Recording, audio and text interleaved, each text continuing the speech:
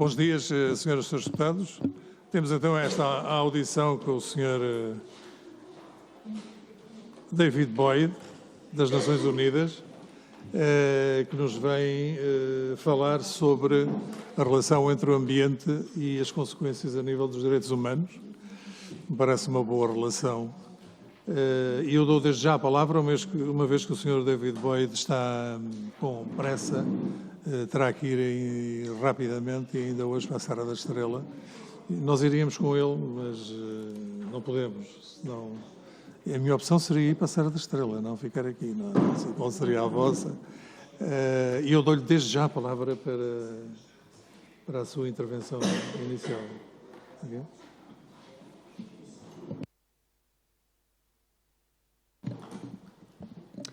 Bom dia, muito obrigado por taking the time to join me here today. Muito obrigado pela vossa disponibilidade para reunirem comigo. Eu sou David Boyd, canadiano, relator especial das Nações Unidas para os Direitos Humanos e o Ambiente. Estou em Portugal no âmbito de uma visita ao país. O nosso mandato, tal como deverão saber, é ser, por um lado, um defensor e, ao mesmo tempo, um fiscalizador. Fazemos uma avaliação para ver em que medida os 193 Estados das Nações Unidas levam a cabo as suas atividades no sentido de cumprirem o ambiente, e, naturalmente, respeitarem todos os direitos associados. Fui nomeado pelo Conselho de Direitos Humanos em agosto de 2018. Estou agora no meu segundo mandato enquanto relator especial. Os relatores especiais realizam 2 visitas numa base anual, que faz com que seja difícil de escolher quais os países a visitar. Já visitei a Noruega, as Fiji, São Vicente e Granadinas, e depois tivemos a pandemia, o que suspendeu todas as visitas. A minha lógica subjacente ao facto de ter escolhido Portugal é a seguinte. Há várias razões, uma das quais prende-se com o facto de Portugal ter sido um dos 2 primeiros países no mundo a incluir na sua Constituição o direito a um ambiente saudável e ecológico no artigo 66 na Constituição de 1976. Que seguramente deverão conhecer. Esse artigo 66 foi, de facto, reproduzido em muitos outros países. Atualmente, há cerca de 100 países onde este direito a um ambiente saudável está consagrado na Constituição. Mais recentemente, Portugal desempenhou um papel importante na Assembleia Geral das Nações Unidas e no Conselho de Direitos Humanos das Nações Unidas, no sentido de advogar a universalidade deste direito humano.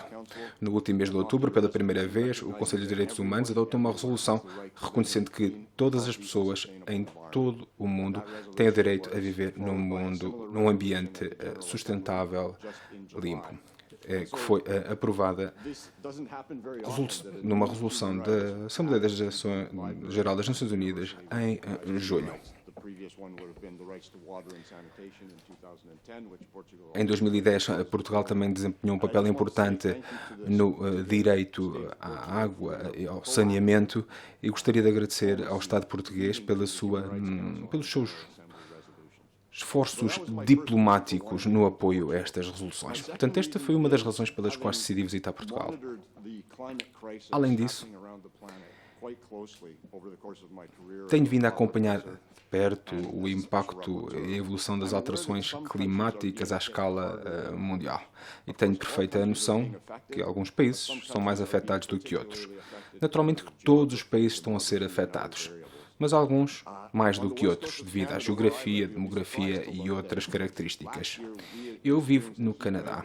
O ano passado assistiu-se a uma onda de calor durante a qual as temperaturas atingiram os 50 graus. 2 meses mais tarde, registrou-se um fenómeno original intitulado o Rio Atmosférico. Houve uma acumulação tão grande da umidade na atmosfera que depois provocou um autêntico dilúvio que causou prejuízos enormes. Quando tomei conhecimento dos incêndios que assolaram Portugal em 2017, a seca, os problemas no abastecimento de água, cheguei à conclusão que deveria realizar esta visita a Portugal. Esta visita é de curta duração. Tenho vindo a reunir com diferentes autoridades, incluindo membros do governo e também a provedora, para tentar perceber em que medida é que Portugal pegou nas palavras aspiracionais consagradas no artigo 66 da Constituição e as colocou em prática no sentido de proteger o bem-estar do povo português e conservar o belo ecossistema deste belo país. Este é o objetivo fundamental da minha missão. Tenho vindo a coligir as boas práticas que se verificam no território português e, naturalmente, também já estou ciente de algumas dificuldades, que depois irei incluir no relatório que irei apresentar. Na próxima terça-feira irei apresentar um relatório preliminar e o relatório final será apresentado no próximo mês de março. Muito bem, quando falamos de um ambiente saudável, sustentável, o que é que se entende? O direito a um ambiente saudável inclui ar limpo para respirar, água boa e suficiente, alimentos saudáveis, ambientes não tóxicos, onde as pessoas possam viver, trabalhar e brincar sem estarem expostas a substâncias perigosas. Falo também de ecossistemas saudáveis e biodiversidade e um clima onde toda a humanidade possa viver. Estes são elementos basilares deste conceito. Isto também é acompanhado de uma série de direitos processuais, nomeadamente acesso à informação, participação pública na tomada de decisões e acesso à justiça e a compensações adequadas. Todos os elementos substantivos e processuais também estão no âmago da minha missão. Não vou esmiuçar estes temas. Parece-me que será mais interessante dar-vos a palavra para escutar os vossos contributos. Também tomei conhecimento que já vieram a esta casa projetos de lei, nomeadamente no que toca à lei de bases sobre o direito à alimentação. Dito isto, gostaria de dizer o seguinte. Eu vivo numa pequena ilha no Canadá. Devido às alterações climáticas, há alguns anos o meu vizinho plantou oliveiras. Portanto, temos agora, na minha ilha, o primeiro olival no Canadá. Algo que seria completamente impensável há 50 anos. Portanto, aqui temos mais uma ligação entre Portugal e o Canadá que é interessante. Fico-me por aqui, muito agradeço a vossa atenção e aguardo com expectativa o nosso diálogo. Primeiras palavras. Entramos agora numa fase, enfim, se os deputados entenderem fazer alguma pergunta ou fazer alguma consideração. E o Sr. David Boyd, que é, portanto, é o relator especial sobre direitos humanos e ambiente do Conselho de Direitos Humanos. Responderá. E eu agora, cumprimentando o Sr. Presidente da Comissão de Ambiente e Energia, passo-lhe a direção dos trabalhos para esta fase. É para dividirmos as nossas tarefas. Muito obrigado, Sr. Presidente da Primeira Comissão. Queria também cumprimentar o Sr. Relator especial sobre os direitos humanos e ambiente das Nações Unidas. É para nós, da primeira e da 11ª Comissões, uma honra, um gosto podermos estar a ouvi-lo, a escutá-lo, mas também a dirigir-lhe as nossas preocupações, inquietações, para que o seu relatório possa ser o mais rico possível. Eu agora ia dar a palavra aos senhores deputados dos vários grupos parlamentares e, obviamente, o senhor relator não nos conhece e eu ia pedir aos senhores deputados se pudessem, no início também, dizer de que grupo parlamentar são, também para que o senhor relator possa tomar nota depois, obviamente que terá seguramente acesso à transcrição e ao vídeo desta reunião, mas para ficar claro quem faz a intervenção, para depois também, na interação posterior, poder dirigir-se aos senhores deputados, se assim entender. E eu gostava primeiro de dar a palavra ao grupo parlamentar do Partido Socialista e, segundo entendi, será o deputado Miguel Costa Matos que usará da palavra. Senhor deputado, tem a palavra. Muito obrigado, Sr. Presidente, Sr. Presidente também da Primeira Comissão. Cumprimentar todas as senhoras e senhores deputados e cumprimentar em particular o Sr. David Boyd, o Sr. Relator Especial para o Ambiente e para os Direitos Humanos, e dizer que é uma honra para Portugal poder receber esta, uma das suas poucas visitas de país e é uma honra em particular porque, como disse, para o nosso país o tema do ambiente e o tema do clima é, sem dúvida, um tema de direitos humanos. Tem sido desde 1976, quando aprovámos a nossa Constituição. É muito interessante aquele que foi o conteúdo que na altura foi colocado nesse direito, não só de direito a um ambiente saudável, mas também de reconhecimento daquilo que é a necessidade de um equilíbrio ecológico e, portanto, a dimensão climática desde cedo estava presente nas preocupações da construção da nossa lei fundamental e, de facto, desde o início da nossa experiência democrática, que temos tido um grande consenso interpartidário da esquerda à direita sobre a proteção do ambiente e isso é algo que tem permitido uma continuidade das políticas e dos investimentos e que tem permitido ao longo destes anos obter ganhos muito significativos do ponto de vista desse direito humano, nomeadamente na limpeza dos cursos de água, no melhor tratamento dos resíduos, no acesso ao saneamento, que era algo que estava em grande falta, mas também na evolução das energias renováveis, sendo que o nosso país consegue hoje liderar a Europa na produção de eletricidade renovável, muito graças ao investimento histórico e ao longo de décadas que tem sido feito num plano de barragens, mas também na energia eólica e na energia solar. Ora, nós desde janeiro deste ano temos em vigor uma lei de bases do clima, de que tive a honra, em conjunto com colegas de outros partidos, de ser coautor. E essa é uma lei que reconhece o clima como um direito humano e como uma substância transversal às várias áreas de atividade da nossa sociedade. Na saúde pública, onde sabemos que poderemos enfrentar riscos do ponto de vista de infecções se alastrarem mais rapidamente. Do ponto de vista da segurança pública, onde está prevista uma noção de segurança climática, um relatório anual de segurança climática e onde é preciso fazer um atlas de risco para percebermos qual é que é o património que poderá estar em risco justamente pelos fenómenos climáticos que podem acontecer, como relatou também no seu estado do Canadá. Do ponto de vista da defesa, e este ano vamos rever a Estratégia de Defesa Nacional em Portugal e o clima vai ser um tema central e estruturante dessa nova estratégia. Também no setor financeiro, onde não nos limitamos a imitar as tendências de ESG da União Europeia, mas justamente vamos exigir também uma alteração daquilo que é o dever fiduciário dos gestores para que eles possam ter em conta as matérias climáticas na sua gestão e nas decisões de financiamento e que possa haver um relatório da exposição do setor financeiro ao clima. Também a nível da transição justa, naturalmente, a nível da governança, onde nós estabelecemos uma governança multinível, inspirados na Elinor Ostrom, e em que conseguimos assegurar que os instrumentos climáticos vão à aprovação ao Parlamento, têm uma validação técnica por parte de um Conselho Científico, que é o Conselho para a Ação Climática, e que tem um processo de participação pública muito rigoroso.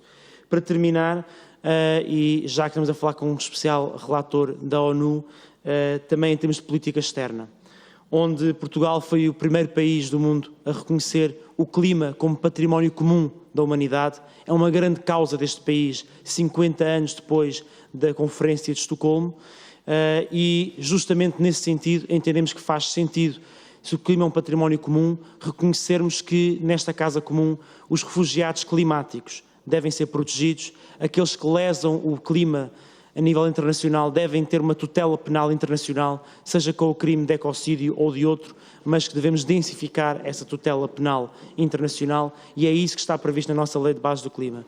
E é assim que tentamos dar vida a este direito humano que a nossa Constituição prevê, direito a um ambiente saudável e a um equilíbrio ecológico. Muito obrigado e votos de um bom trabalho.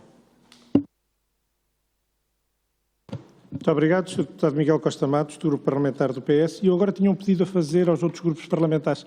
O Sr. Deputado Rui Tavares pediu-nos que terá que se ausentar, se poderia fazer a intervenção antes dos grupos parlamentares. Se não houver nenhum tipo de impedimento, eu dava a palavra ao Sr. Deputado Rui Tavares, do LIVRE, para a sua intervenção. Sr. Deputado, tem a palavra. Muito obrigado, Sr. Presidente, por essa tolerância e a todos os grupos parlamentares. Bom dia a todas e a todos. Aproveitarei o facto de falar em primeiro para ser mais breve. Queria dar as boas-vindas ao Sr. Relator David Boyd. E em resposta à pergunta do Sr. Presidente, que pediu que nos apresentássemos, dizer que o meu nome é Rui Tavares, eu faço parte de um partido, sou o único deputado de um partido verde, portanto, costumamos dizer da esquerda verde europeia, que se chama LIVRE, aqui na Assembleia da República. Queria só deixar uma nota que pode talvez acrescentar às razões para a sua vinda a Portugal, é que os portugueses foram dos primeiros povos a beneficiar de um estatuto que hoje nós chamaríamos de refugiados climáticos. A seguir ao vulcão dos Capelinhos, no arquipélago dos Açores, houve 2 atos do Congresso norte-americano, em 58 e em 60, chamados Azorean Refugee Act, o que na altura era até muito invulgar, porque o estatuto de refugiado era para quem fugia à guerra e não a uma catástrofe natural. Que eu saiba, mas posso estar enganado, é a primeira vez que o estatuto de refugiado, não de acordo com o direito internacional, mas de acordo com o direito norte-americano, foi atribuído a alguém que fugia a uma catástrofe natural. Primeiro, 5.000 portugueses da Ilha do Faial beneficiaram desse estatuto e depois acabou por ir sendo sucessivamente alargado até que 175.000 pessoas naqueles anos emigraram para os Estados Unidos, para o continente norte-americano, e muitos, aliás, estão no seu país, no Canadá, principalmente na costa leste do Canadá. A minha pergunta tinha a ver com isto. Uma vez que é expectável que as alterações climáticas deem origem a migrações em massa, e que o conceito de refugiado climático já é um conceito que entrou no debate público, que tipo de adaptações constitucionais ou jurídicas, a nível do direito nacional e do direito internacional, acredita que devem ser feitas para tomarmos conta dessa nova responsabilidade que os Estados terão de fazer face a migrações provocadas pelas alterações climáticas? Quando responder, eu já não estarei aqui, mas depois veremos a transcrição da reunião para vermos o que têm a dizer-nos sobre esse assunto. E, mais uma vez, obrigado por me terem deixado de falar antes. Muito obrigado, Sr. Deputado. Gostava agora de dar a palavra ao Grupo Parlamentar do PSD, ao Sr. Deputado Hugo Oliveira, que é também Vice-Presidente da 11ª Comissão de Ambiente e Energia. Sr. Deputado, tem a palavra. Muito obrigado, Srs. Presidentes. Hugo Oliveira, que já anunciou-me, Vice-Presidente da Comissão, mas essencialmente em representação do Grupo Parlamentar do PSD. Senhoras e Senhores Deputados, e excelentíssimo David Boyd, relator especial sobre os direitos humanos e ambiente, em nome do Grupo Parlamentar do PSD, queria começar por saudar a sua presença em Portugal e manifestar a nossa disponibilidade para o que necessitar no âmbito da sua visita e do reporte associado. Há uma relação íntima entre direitos humanos e o respeito pelo ambiente. São 2 faces da mesma moeda.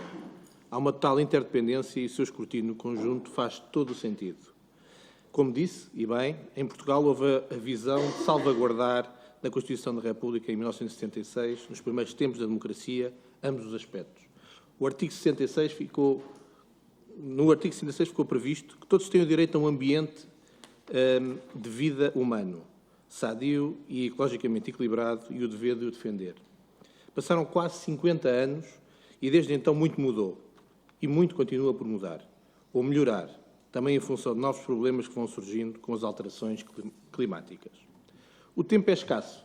Fazer um balanço em 4 minutos é como querer meter um recio na Rua da Betesga, uma expressão portuguesa, ou seja, é quase como querer meter Canadá num espaço também de Portugal. Mas ainda assim deixo algumas reflexões sobre o passado e pistas para o futuro. Desde a década de 1970, Portugal teve uma grande evolução nos mais aspectos básicos da política de ambiente, pois faltava quase tudo a nível das infraestruturas. A entrada da CEE em 1986 e hoje a União Europeia e os fundos a que passámos a aceder foram fundamentais para investirmos em tratamentos de água, sistemas de abastecimento, saneamento básico, encerramento de lixeiras, instalação de soluções de tratamento de resíduos, entre outras coisas. Também, noutras áreas, como a proteção do litoral ou a conservação da natureza, houve evoluções, como a expansão da Rede Nacional de Áreas Protegidas. Até ao final da década de 1990, o país deu um grande salto em vários indicadores. Independentemente da cor dos governos, foi sempre havendo alguma concordância em matéria de ambiente e sustentabilidade. O país compreendia que, tal como os direitos humanos, no ambiente também tínhamos de remar para o mesmo lado. No novo milénio foram surgindo outras preocupações, como as energias renováveis ou o combate às alterações climáticas, que entraram na agenda política. Contudo, e apesar da trajetória claramente positiva durante cerca de 30 anos, em diversos indicadores, na última década o país começou a ter maiores dificuldades em continuar a progredir significativamente em áreas como a água, os resíduos ou a conservação da natureza, onde temos registrado incêndios que ameaçam fortemente a nossa biodiversidade, mas também a vida de muitas comunidades locais. As alterações climáticas são um acelerador de riscos que ainda não estamos a ser capazes de enfrentar da melhor forma. Apesar de continuarem a existir muitos financiamentos disponíveis, continuamos longe de metas e desempenhos comunitários em vários domínios da política de ambiente. Melhoramos, mas temos de melhorar muito mais. Parte do sucesso destas décadas anteriores deveu-se à capacidade de conseguirmos o envolvimento e o compromisso dos mais diversos agentes, incluindo autarcas, ONGs e administração, para atingirmos objetivos mais elevados. Hoje e para o futuro, teremos de conseguir uma maior mobilização social para lidar com os desafios cada vez mais exigentes. O ano passado conseguimos uma ampla convergência neste Parlamento, como disse bem o Sr. Deputado, para aprovar a Lei de Bases do Clima. O processo despertou um forte interesse público. Agora, com a lei feita, é necessário avançar e não defraudar as expectativas dos cidadãos, acelerando também o que está preconizado nos vários instrumentos de planeamento. Estamos num contexto exigente, com a guerra na Ucrânia, com a escalada da inflação, com as novas ameaças dos direitos humanos e do ambiente. Por vezes, os momentos de maior crise são determinantes para se conseguirem romper bloqueios estruturais e fomentando a criatividade e a capacidade de inovação, melhorando a nossa adaptabilidade e resiliência. Em Portugal, precisamos de verdadeira revolução verde, com espírito reformista, inconformista e reverente, sem medo da intransigência, da defesa dos direitos humanos e na salvaguarda do ambiente. Sr. Relator, agradecemos a sua presença e estamos ao seu dispor para o que necessitar. Votos de bom trabalho. Muito obrigado, Sr. Deputado, Sr. Vice-Presidente da 11ª Comissão. E eu dava a palavra agora à Sra. Deputada do Chega, Rita Matias. Tem a palavra, Sra. Deputada. Muito obrigada, Sr. Presidente. Cumprimento naturalmente todos os meus colegas, cumprimento também o relator das Nações Unidas, dizendo que é uma visita que muito nos honra e que é para nós uma grande oportunidade de podermos estar aqui. O meu nome é Rita Matias, sou deputada do Partido Chega, o terceiro partido agora na nossa Assembleia, e vinha no caminho para aqui a pensar sobre a importância desta visita e aquele contributo que o nosso partido poderia vir aqui deixar.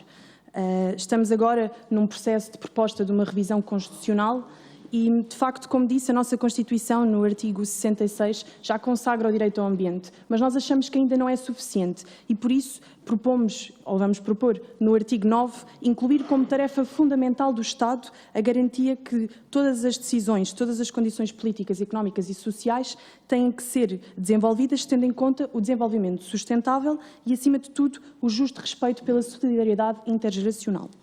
Estava também preparada para lhe vir dizer que, em termos de matéria de direito ambiental, ainda há muita coisa que é preciso ser feita e transformada em Portugal.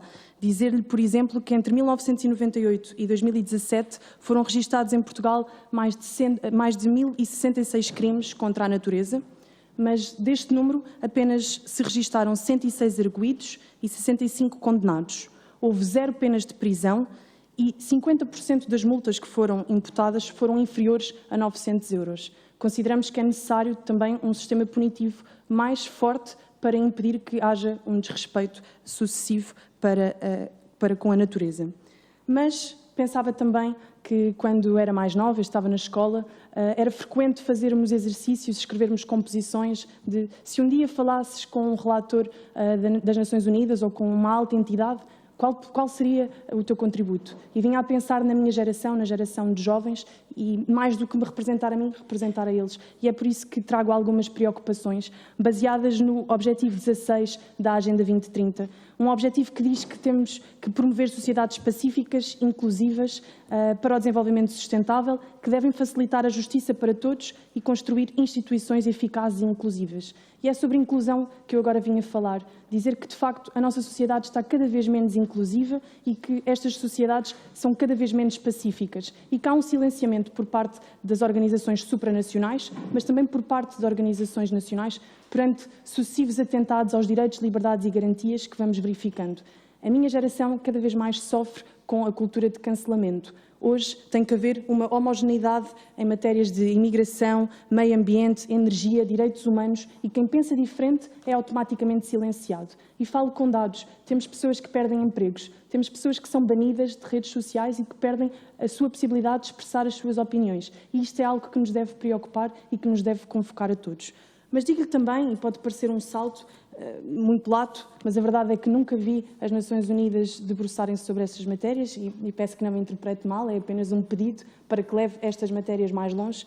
É preciso dizer que tem sido ignorado um grupo que é o grupo mais perseguido no mundo, e falo de um grupo religioso, e são os cristãos. Não sei se sabe, mas há mais de 360 milhões de cristãos que são perseguidos e que vivem lugares de discriminação. Houve 5.600 cristãos que foram assassinados no ano passado. 6.000 foram detidos, 4.000 foram sequestrados. E isto não está assim tão longe. Quando nós pensamos nesta questão, pensamos na Nigéria, na Coreia, mas também na Europa. Houve um aumento de 70% de perseguição na Europa. E eu peço imensa desculpa, não me retirem a palavra por acharem que não se trata, mas de facto não é todos os dias que temos uma oportunidade de estarmos aqui. Dizia-lhe que houve um observatório da intolerância contra os cristãos na Europa que definiu que entre 2019 e 2020 houve um aumento da violência física, um aumento de incêndios, e isso também traz dano ao ambiente, um aumento de vandalismos, de assédios, discriminação por autoridades públicas, e não temos visto nada a ser feito por parte nem das instituições nacionais, isto é uma crítica aqui também, nem das organizações supranacionais. E, portanto, já excedi o meu tempo, concluo apenas dizendo, por favor, as Nações Unidas têm uma agenda tão inclusiva para tantas coisas, consagramos o direito à autodeterminação de tantas coisas, eu só vos peço que não se esqueçam destas pessoas, destes cristãos. Isto é um exemplo de cristãos no Paquistão que tiveram que adotar nomes árabes para não serem perseguidos e assassinados pela maioria islâmica. Muito obrigada. Muito obrigado, Sra. Deputada. Gostava de dar a palavra, então, agora à Sra. Deputada do PAN, Inês Sousa Real. Tem a palavra, Sra. Deputada. Muito obrigada, Sr. Presidente. Começo por cumprimentar o Sr. Relator, agradecendo a sua presença, bem como a comitiva que o acompanha. É para nós uma grande honra poder tê-lo aqui a falar sobre matéria que para o PAN, o Partido Ecologista Português, Pessoas, Animais e Natureza, nos é muito cara. Temos a consciência que temos um dever, não só para com as presentes gerações, mas para com as gerações futuras, de ter políticas que de forma transversal promovam o respeito pelo ambiente, mas também de forma intergeracional e até interespécies, porque estamos numa casa comum que não é exclusiva do ser humano e temos o dever de a respeitar, sob pena de termos cada vez mais um planeta menos vivo e menos diverso em matéria também de biodiversidade. Gostaríamos de lhe referir que, na legislatura passada, tal como já foi mencionado pelo meu colega, por força também do trabalho do PAN, Portugal conseguiu fazer um avanço bastante significativo, que foi a aprovação da Lei de Bases do Clima, que reconhece, ainda que simbolicamente, que vivemos numa emergência climática. Este foi um passo importante para aquilo que, no entender do PAN, deverá ser um próximo passo, o reconhecimento do crime de ecocídio. O PAN trará uma proposta para que, a nível nacional, o Código Penal, que prevê os crimes contra o ambiente, ou seja, os danos causados contra a natureza, sejam punidos, mas não aqueles crimes que sejam de tal forma irreversíveis que possam pôr em causa zonas sensíveis ou até mesmo a nossa biodiversidade.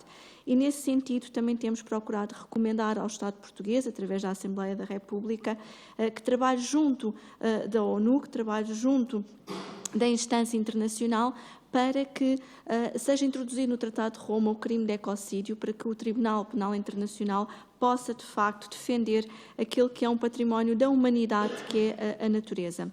Mas defender este património da humanidade, em nosso entender, não passa apenas pela tutela penal, também passa por um esforço conjunto de garantirmos que existem mecanismos de compensação para quem tem boas práticas, para quem presta serviços de ecossistemas ao planeta, não destruir, preservar, manter a área verde para não existir dali um retorno económico, tem que passar a ter também um valor económico, sob pena de perdermos este grande combate que atinge a humanidade, que é a crise climática. E como sei que estou... ainda tenho aqui um pouco de tempo. Neste caso em concreto, se olharmos para casos como a floresta da Amazónia ou os grandes incêndios que em Portugal têm atingido também as nossas florestas e que recentemente foi o caso da Serra da Estrela, aquilo que o PAN tem lutado e tem defendido é que temos que ter uma política por exemplo, florestal comum, à semelhança do que acontece para a agricultura, para termos mosaicos florestais mais biodiversos que permitam travar aquilo que é não só o efeito das monoculturas, da seca extrema, e Portugal está a atravessar um contexto de seca extrema, e gostaria também de apelar ao Sr. Relator Especial, porque a água é uma questão de direitos humanos, é uma questão de direitos fundamentais, e os países que vão atravessar esta crise climática e sentir com maior severidade os efeitos vão ter graves problemas do ponto de vista dos direitos humanos num futuro. E, portanto, se pensarmos agora no que é que podemos agir já, e começar a adaptar os territórios para combater a seca, a desertificação, as atividades económicas que põem em causa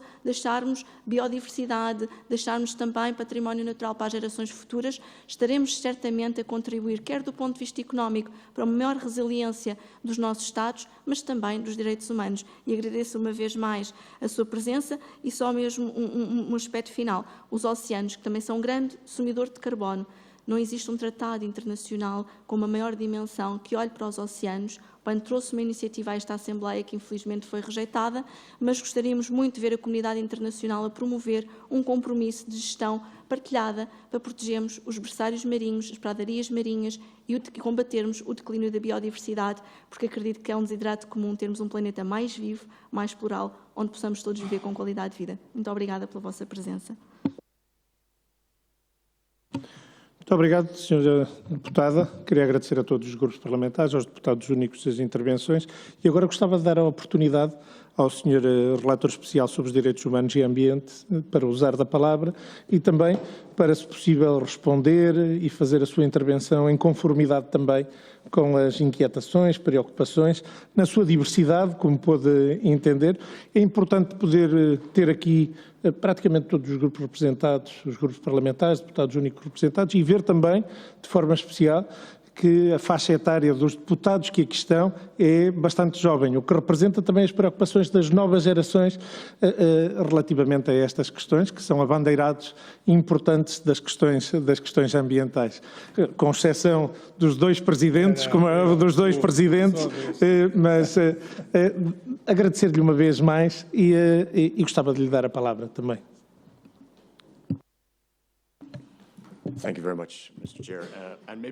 Muito obrigado, Sr. Presidente.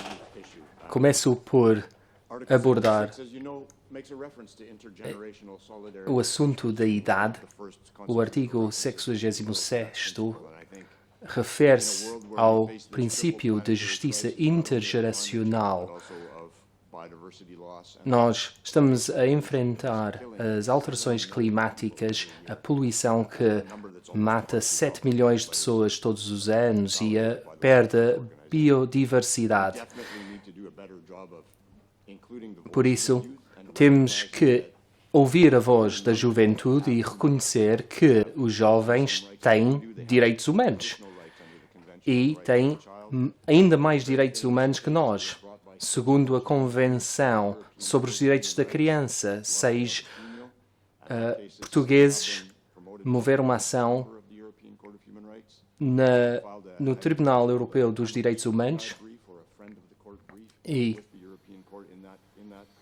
eu sou amicus curiae nesse processo e eu penso que nós temos que ouvir melhor as pessoas, sobretudo os jovens, e seguir as suas recomendações. E existem alguns mecanismos que poderiam atuar nessa frente.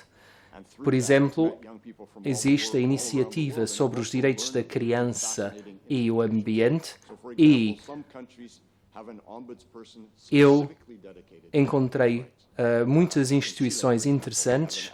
Por exemplo, existe uma provedora dos direitos da criança no Chile. É uma senhora extremamente admirável que fez muito para avançar os direitos da criança. Na Escócia existe um Parlamento dos Jovens, um Parlamento em paralelo ao Parlamento Nacional, e existem pontes entre os dois Parlamentos. E, por exemplo, o Parlamento dos Jovens desempenhou um papel importante no desenvolvimento da lei sobre o clima na Escócia. Há outros exemplos interessantes. Por exemplo, há um lugar reservado para um representante da juventude em vários comitês nacionais. Um dos aspectos mais interessantes de ser o relator é apresentar boas práticas de cada país, incluindo as boas práticas de Portugal. Referiu-se ao papel importante das empresas na transição para a economia circular. E eu devo dizer que fiquei surpreendido ao saber que não existe um plano nacional de ação sobre as empresas, os direitos humanos. Eu sei que estão a considerar o assunto desde há vários anos, mas que ainda não concluíram e publicaram esse plano.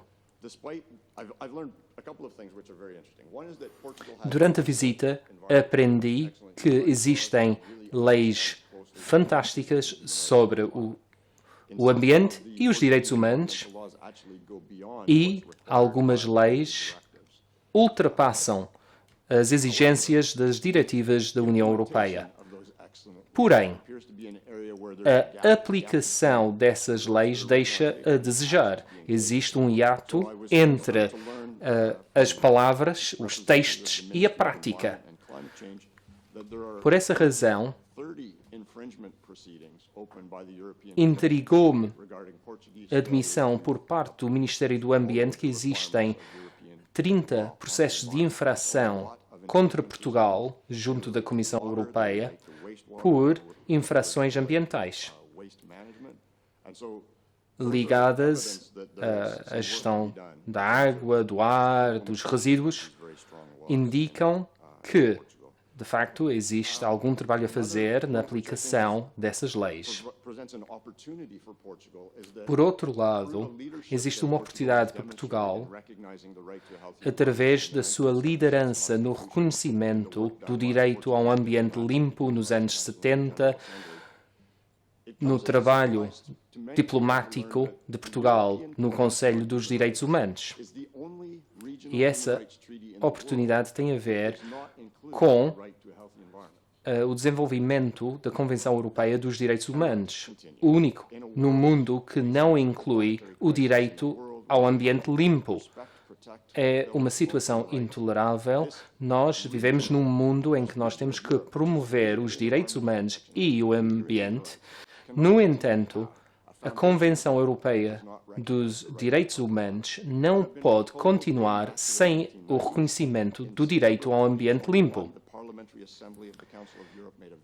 Em setembro do ano passado, a Assembleia Parlamentar do Conselho da Europa fez uma recomendação muito forte no sentido de redigir um protocolo a reconhecer esse direito. O processo tem alguns apoios, mas precisa de campeões. E eu penso que Portugal tem a história, os valores e os antecedentes que o podem tornar um campeão do reconhecimento do direito ao ambiente limpo na Convenção dos Direitos Humanos. Pelo que tenho entendido, terá que nos deixar muito em breve. E eu queria somente despedir-me. Eu penso que os grupos parlamentares, a senhora deputada, não querem fazer mais nenhuma intervenção, não estava na ordem de trabalhos, mas é importante deixarmos esta marca desta reunião importante, desejar-lhe a melhor das felicidades na construção do seu relatório. Esse relatório é importante, certamente, para as Nações Unidas, para terem um entendimento relativamente ao que em Portugal se faz e ao que pode ser mimetizado nos outros países quando fazemos bem. Será importante, certamente, também para Portugal, para entender o que fazemos bem, mas, acima de tudo, aquilo que temos que fazer melhor, porque, certamente, temos um enorme caminho pela frente para que o ambiente, as questões climáticas, a ação climática seja uma constante na nossa atividade política, cívica, societal e, da próxima vez que nos visitar, possa ver também as diferenças daquilo que deixar no seu relatório, porque nós, como atores políticos, os atores sociais que irá encontrar, possam também ter nesse relatório um instrumento para poderem também catalisar essas mudanças importantes. Muito obrigado e eu ia dar a palavra ao Sr. Presidente da Primeira Comissão. Muito obrigado.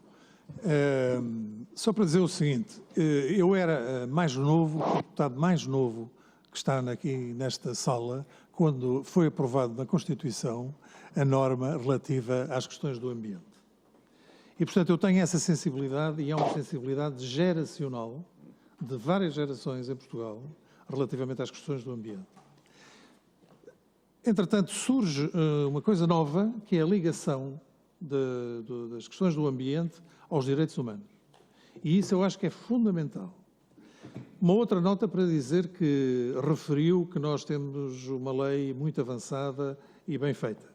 E eu quero dizer que nós temos excelentes juristas, mas temos piores executores. E por isso nós temos normalmente as leis, mas depois temos mais dificuldade na execução das leis. Queremos que isso mude.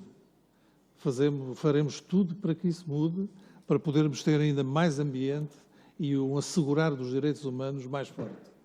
E dizer-lhe por isso que foi com muito gosto que o tivemos aqui nesta comissão e estamos à sua disposição para as vezes que entender cá vir. E desejar-lhe um resto de boa estadia no nosso país. Muito obrigado. Senhores deputados, está encerrada os nossos trabalhos. Muito obrigado.